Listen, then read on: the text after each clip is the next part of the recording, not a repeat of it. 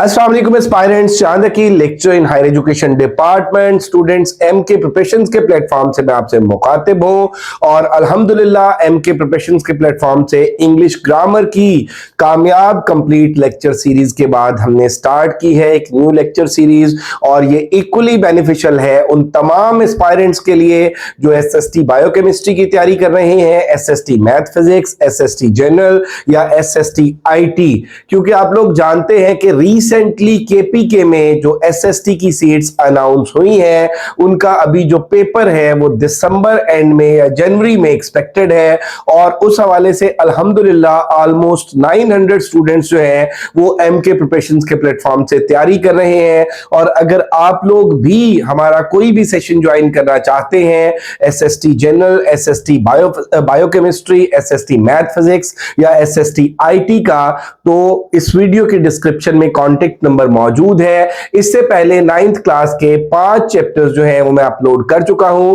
आज ये हमारा 6th चैप्टर है, तो डिस्कस करते हैं। ये चैप्टर आप देख सकते हैं नसीरुद्दीन, तो इसमें हम डिस्कस करेंगे actually paper point of view से। और मैं आपको बताता चलूं कि एसएसटी जनरल में जो 60% इंग्लिश आनी है उस हवाले से भी हम टेक्स्ट बुक्स को फोकस कर रहे हैं और वहां पे synonyms, antonyms can be there, idioms can be there, phrasal verbs can be there और इसके अलावा ग्रामर, और ग्रामर जनरली मैं टीच कर चुका हूं और अब तमाम लेसन्स के एंड पे जो ग्लॉसरी और ग्रामर है उसको हम डिस्कस करते हैं। तो इसमें अगर हम बात कर लें इस लेसन में, तो यहां पे स्पेसिफिकली हम फोकस करेंगे classify adjectives into different types, change and use degrees of adjective, follow orders of adjective in sentences और form adjective from nouns and verbs, और इसके अलावा जो ट्रांसलेशन है और साथ साथ हम सिंटेक्स को डिस्कस करेंगे। तो सबसे पहले अगर हम बात कर लें इसकी ग्लॉसरी की, डिफिकल्ट वर्ड्स की, याद रखिएगा कि हर लेसन की जब आप वोकैबुलरी तैयार कर रहे हैं, जब आप उसकी ग्लॉसरी तैयार कर रहे हैं, तो आपने उन वर्ड्स को, वो जो स्टेम वर्ड्स हैं जो दिए हुए हैं, उनके मीनिंग्स को अच्छे तरीके से तैयार करना है और उनके सिनोनिम्स, एंटोनिम्स और नियरेस्ट वर्ड्स को आप देखेंगे। तो यहां पे the very first word is palm. तो पॉम जो है ये शानो शौकत के मीनिंग में आता है, स्प्लेंडेड के मीनिंग में आता है, डेकोरेटेड के मीनिंग में आता है, सर्मोनियल के मीनिंग में आता है। तो यहां पे अगर हम बात कर लें द इंप्रेसिव क्लॉथ्स, किसी इवेंट पर पहने जाने वाले जो शानो शौकत वाले कपड़े हैं, जो चमकीला भड़कीला लिबास है, उसकी सेंस में आ जाएगा, डेकोरेशंस की सेंस में आ जाएगा, म्यूजिक के उसमें आ जाएगा, और traditional customs that are part of an official occasion और सेरेमनी। तो मैंने जैसे कि आपको बताया कि ये किसी तकरीब की सेंस में आ जाएगा, लिबास की सेंस में आ जाएगा, और इसको हम स्प्लेंडेड के मीनिंग में, शानो शौकत के मीनिंग में, ग्रेट के मीनिंग में, एक्स्ट्राऑर्डिनरी के मीनिंग में भी यूज कर सकते हैं। ये इसके नियरेस्ट वर्ड्स हैं। और इसके बाद अगर आप देख लें जी क्लेम, तो क्लेम जो है to say that something is true, कि किसी भी चीज का जो है वो क्लेम करना, किसी भी चीज को ओन करना, किसी भी चीज का ऐलान करना जो है वो क्लेम के मीनिंग में आता है। Although it has not been proved and other people may not believe it. ठीक है, अगर कोई बंदा किसी चीज का क्रेडिट ले रहा है और वो उसको क्लेम कर रहा है कि ऐसा मैंने किया है, और जरूरी नहीं है कि दूसरे उस बात पर यकीन भी कर रहे हो, तो ये जो क्लेम वर्ड है ये हम इस सेंस में यूज करते हैं। और उसके बाद आ गया जी एनेक्डोट, जो है ये एक लिटरेरी टर्म है और ये short and interesting amusing story के लिए यूज होती है जो रियल पर्सन या रियल इवेंट्स के बारे में हो। और उसके बाद अगर हम मर्चेंट की बात कर लें तो a person who buys and sells something, के ट्रेडिंग के अंदर जो है, सेल्स परचेज के अंदर जो है, हम किसी भी पर्सन को जो उसमें डील करते हैं उसको हम मर्चेंट बोलते हैं। जैसे हम नॉर्मली उर्दू के अंदर वर्ड यूज करते हैं करियाना मर्चेंट का। उसके बाद आप देख लें जी क्लॉक। क्लॉक जो है ये a type of coat that has no sleeves और fastens at the neck and hangs और loosely from the shoulders, worn especially in the past. अब ये लिबास है, ये एक तरह का गाउन है, एक तरह का चुगा है, एक तरह का जो है आपका स्लीवलेस कोट है जो पास्ट के अंदर यूज होता था। उसके बाद वॉर्न आउट जो है, वॉर्न आउट कोई चीज बहुत बुरी कंडीशन में होना, कोई चीज कटी फटी होना, उसके लिए हम वॉर्न आउट का वर्ड यूज करते हैं। बैड बैडली डैमेज्ड, बुरे तरीके से डैमेज होना, आर नो लॉन्गर यूजफुल, या कोई चीज मजीद इस्तेमाल के काबिल इतनी डैमेज हो गई, इतनी खस्ता हाल, एक्चुअली जो इसका उर्दू मीनिंग है वो खस्ता हाल है, कोई चीज इतनी खस्ता हाल हो कि वो मजीद इस्तेमाल के काबिल ना हो, तो उसके लिए हम वॉर्न आउट, और खंडरात के लिए भी हम वॉर्न आउट के जो टर्म है वो यूज करते हैं। ये कटा फटा बाकियात, खस्ता हाल कोई भी चीज हो, वो कोई बिल्डिंग भी हो सकती है। उसके बाद जो फ्यूरियस है, फ्यूरियस जो है वो एंग्री के मीनिंग में हम यूज करते हैं। अब इसमें अगर हम फ्यूरियस की बात कर लें तो एंगर के मीनिंग में आ जाएगा, रेज के मीनिंग में आ जाएगा, गुस्सा के मीनिंग में आ जाएगा, गैज़ो गजब के मीनिंग में आ जाएगा, कहर के मीनिंग में आ जाएगा। और इसके बाद अगर देख लें आप टर्बन, तो टर्बन जो है ये बुनियादी तौर पर दस्तार को बोलते हैं, पगड़ी को बोलते हैं, long piece of cloth bound tightly around the head, के सर के इर्द गिर्द जो बहुत आप ये देख लें कि बड़ा टाइटली जो पगड़ी बांधी जाती है, जो कपड़ा बांधा जाता है, जो दस्तार बांधी जाती है, तो टर्बन जो है ये दस्तार को या पगड़ी को बोलते हैं। उसके बाद आ गया जी ऑर्नामेंट, ठीक है। ऑर्नामेंट जो है कोई भी ऐसी चीज, जैसे हम कहते हैं ना ऑर्नामेंटल, उसके लिए हम वर्ड यूज करते हैं डेकोरेटिव, फिगरेटिव, आरास्ता और पैरास्ता, ठीक है। कोई चीज जो है जिसको खूब बनाया सजाया गया हो, तो यहां पे ऑर्नामेंट अगर हम यूज करें, an object that is used as a decoration in room, कि कोई भी चीज जो किसके लिए, सजावट के लिए इस्तेमाल होती है, उसको हम ऑर्नामेंट कहते हैं। और इसी में आप देख लें कि garden, yard, rather than for a particular purpose, कि कोई भी चीज जो है वो घर को सजाने के लिए, किसी रूम को सजाने के लिए, किसी बागीचे को सजाने के लिए इस्तेमाल हो, तो उसको हम ऑर्नामेंट बोलेंगे। और इसी तरह से देखें कि पोइट्री के अंदर अगर हम लैंग्वेज यूज करते हैं, पोइटिक लैंग्वेज यूज करते हैं, जिसमें सिमिलीज यूज करते हैं, मेटाफर्स यूज करते हैं, जिसमें एलिग्री यूज करते हैं, जिसमें इमेजरी यूज करते हैं, तो उसको हम ऑर्नामेंटल लैंग्वेज कहते हैं। अब ऑर्नामेंटल जो होता है वो बुनियादी तौर पे डेकोरेटिव के मीनिंग में आता है। और उसके बाद ransacking, to make place untidy, causing damage, किसी जगह कोई नुकसान करना, because you are looking for something, जब आप किसी चीज की तलाश में हो और आप कोई नुकसान करें। उसके बाद फ्राइट जो है, फ्राइटेंड से, फ्राइटेंड, हॉरिफाइड, टेरिफाइड के मीनिंग में, अफ्रेड ऑफ के मीनिंग में, डरा, सहमा, खौफजदा, तो फ्राइट जो है खौफ के मीनिंग में आ जाएगा, फीलिंग ऑफ फियर। और उसके बाद गैलप आ गया, a move, to move very fast, and each step includes a stage when all 4 feet are off the ground together। अब गैलप जो होता है ना, जिस तरह से इकट्ठा जो चौपाई होते हैं ना, वो एक लंबी जो चौकड़ी भरते हैं, जो एक लंबी छलांग लगाते हैं, उसके लिए हम गैलप का वर्ड यूज करते हैं। और उसके बाद अगर हम ब्लोन की बात कर लें, to be moved by the wind, हवा के अंदर किसी चीज का जो उड़ना है, जो फड़फड़ाना है, उसके लिए हम क्या करते हैं, ब्लोन का वर्ड यूज करते हैं। Uproot, to pull a tree, किसी चीज को इरेडिकेट करना, किसी चीज का खात्मा करना, किसी चीज को जड़ से उखाड़ देना, इसके लिए हम अपरूट की टर्म यूज करते हैं। और ब्रे जो है, ब्रे ये गधे की आवाज को बोलते हैं, या कोई भी अनप्लेजेंट साउंड, कोई भी ऐसी आवाज जो हमारे कानों को भली ना लगे, जो हमारे कानों पे गरां गुजरे, उसके लिए हम ब्रे का वर्ड यूज करते हैं। और उसके बाद प्रेफरेंस जो है, प्रेफरेंस जो है वो आप अपने इंटरेस्ट के मुताबिक किसी भी चीज को जो तरजीह देते हैं, उसके लिए हम प्रेफरेंस का वर्ड यूज करते हैं। अ ग्रेटर इंटरेस्ट और desire for somebody something than somebody something else, किसी एक चीज को किसी दूसरी चीज के ऊपर तरजीह देना, किसी एक शख्स को किसी दूसरे शख्स से बेहतर समझना। तो जो हम कहते हैं ना, मैं इस चीज को इस पे प्रेफर करता हूं, तो ये जो प्रेफरेंस है ये तरजीह के मीनिंग में आ जाएगा। उसके बाद देख लें जी आप, इसका ग्रामर का पोर्शन हम स्टार्ट करते हैं। तो ग्रामर में बेटे जो इसमें बुनियादी तौर पे फोकस किया गया है इस एक्सरसाइज में, वो एडजेक्टिव है। एडजेक्टिव को उर्दू में आप इसमें सिफ्त बोलते हो, एडजेक्टिव को उर्दू में क्या बोलते हो, इसमें सिफ्त। और एडजेक्टिव जो है ये मॉडिफाई करता है किसको, नाउन या प्रोनाउन को। Adjective modifies noun or pronoun, noun or pronoun. Adjective जो है वो नाउन को या प्रोनाउन को मॉडिफाई करता है। अब एक्सरसाइज में देख लें, जिन्होंने पूछा है complete the following sentences using an adjective belonging to the category specified. Specific जो कैटेगरीज है एडजेक्टिव की, उनसे रेलेवेंट एडजेक्टिव जो है वो हमने यूज करना है। एक और बात मैं आपको बताता चलूं बेटे, जिस तरह से वर्ब की फॉर्म्स होती हैं, इस तरह से एडजेक्टिव की डिग्रीज होती है। फर्स्ट डिग्री जो है उसको हम पॉजिटिव डिग्री बोलते हैं, सेकंड डिग्री को कंपैरेटिव डिग्री बोलते हैं, और थर्ड डिग्री को हम सुपरलेटिव डिग्री बोलते हैं।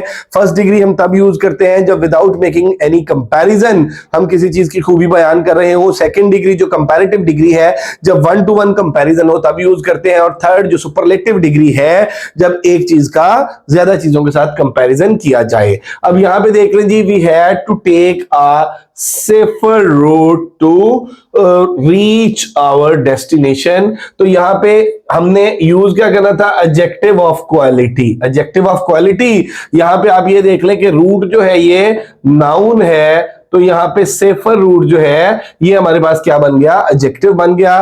और we should be dash citizen, अब यहां पे the best citizen, we should be the best citizen adjective of quality है। और ये कौन सी डिग्री है हमारे पास, सुपरलेटिव डिग्री, सुपरलेटिव डिग्री।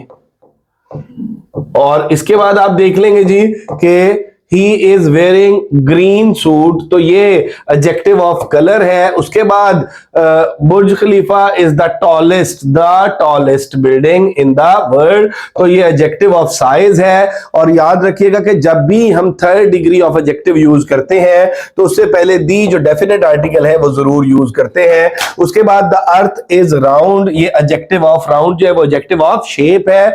तो यहां पे हमने एडजेक्टिव ऑफ क्वालिटी की बात की, उसके बाद हमने एडजेक्टिव ऑफ कलर की बात की, साइज एडजेक्टिव की बात की, एडजेक्टिव ऑफ शेप की बात की। अब उसके बाद देखिए जी, complete the following sentences using the appropriate degree of adjective given in the brackets. कि अब हमने एडजेक्टिव की जो एप्रोप्रिएट डिग्री है उसको यूज करना है। मैंने आपको बताया कि there are 3 degrees of adjective, positive degree, comparative degree and superlative degree. तो यहां पे देख लें जी कि he is dash than his neighbours, he is richer than his neighbours. तो यहां पे इस वर्ड को लेके ये जो हमारे पास एडजेक्टिव दिया हुआ है इसकी डिग्री यूज करनी है, he is richer than his neighbours. और उसके बाद देख लें जी, the brides were much than the grooms were much younger आ जाएगा। अब यहां पे ये देख लें कि ये भी हमारे पास कंपैरेटिव डिग्री है और ये भी कंपैरेटिव डिग्री है। He is dash student of the class the most intelligent. अब ही का जो कंपैरिजन है वो सारी क्लास के साथ किया गया, तो हमने सुपरलेटिव डिग्री यूज की है। उसके बाद देखिए जी, he is cleverer than I thought him to be, कि वो उससे ज्यादा चालाक है जितना मैंने सोचा था। तो क्लेवर, अब ये देखिए कि एडजेक्टिव क्लेवर की जो सेकंड डिग्री है वो या मोर क्लेवर हो सकती है या क्लेवरर हो सकती है। ऐसा नहीं हो सकता, मैंने आपको एडजेक्टिव की वीडियो में ऑलरेडी भी बताया कि don't use double degree of adjective, यानी या तो हम मोर क्लेवर लिख लें या क्लेवरर लिख लें, हम मोर क्लेवरर नहीं लिख सकते। तो he is cleverer than I thought him to be. उसके बाद आप नेक्स्ट देख लेंगे, तो नेक्स्ट ये है कि when the old woman became stronger she began to move about, तो ये आपके पास जो है एडजेक्टिव की सेकंड डिग्री यूज हुई। उसके बाद आप देख लें जी, complete the following sentences using proper order of adjective. Adjective का ऑर्डर पहले आप समझ लें, मैंने एडजेक्टिव की ऑलरेडी वीडियो अपलोड की है, एडजेक्टिव के रूल्स के हवाले से, एडजेक्टिव की टाइप्स के हवाले से, एडजेक्टिव की करेक्शन के हवाले से डिटेल्ड वीडियो मेरे चैनल के ऊपर अपलोडेड है। अब यहां पे अगर हम एडजेक्टिव ऑर्डर की बात कर लें तो ये है S A S H C O M P, इसको हम बोलते हैं, ये निमोनिक्स है, इसका ये शॉर्ट फॉर्म है सैशकॉम। सैशकॉम, अब देखें जी कि क्या है, एडजेक्टिव के ऑर्डर को हमने क्या देखना है कि अगर साइज है तो सबसे पहले क्या आएगा, साइज आएगा।